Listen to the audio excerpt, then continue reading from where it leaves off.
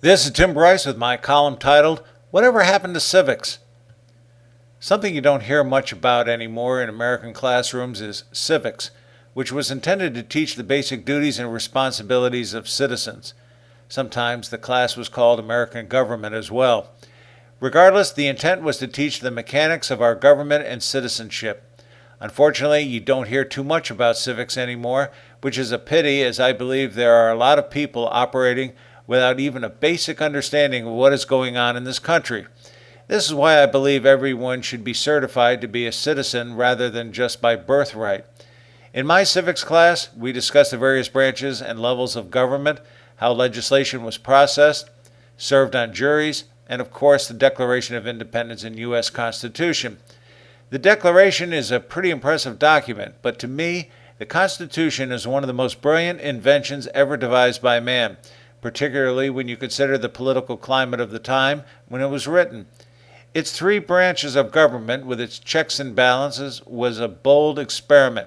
Yet when you read it, you're struck by the simple common sense embodied within it. James Madison is generally regarded as the father of the Constitution, as he took the lead in its development.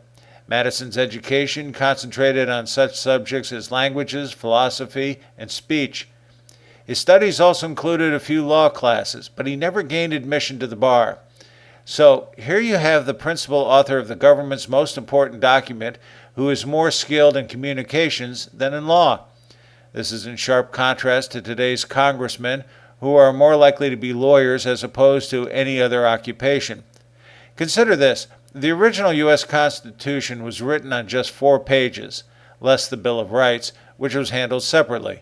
Admittedly, these were rather large pages by today's standards, but it was still 4 pages in length. Compare this to the recent health insurance reform bill, which was over 2,000 pages long. Even the summary was 121 pages. It kind of makes you wonder what today's Congress would have produced had they been charged with Madison's responsibility. I can't help but believe I would prefer the simplicity and directness of Madison's version instead. As an aside, I find it rather strange the Constitution has become an icon associated with conservatism in this country. It should be a symbol for all of us. One of the most important lessons stressed in my civics class was the need for people to become active and responsible citizens. It didn't preach disobedience, treachery, or anarchy, although this was certainly described. Instead, it discussed the duties of the citizen, such as enacting changes through peaceful means, for example, the ballot box. When I go to my polling station today, I get the uneasy feeling that a lot of people do not know what they're doing there and what they should be voting for or against. To me, this is downright scary. As I've mentioned in the past, people take their civic responsibilities too lightly. Most are uneducated. In the absence of a bona fide civics class, people should be required to at least pass the citizenship test as published by the Immigration and Naturalization Service. More than anything, our civics class taught us that citizenship is something to be prized and not taken for granted.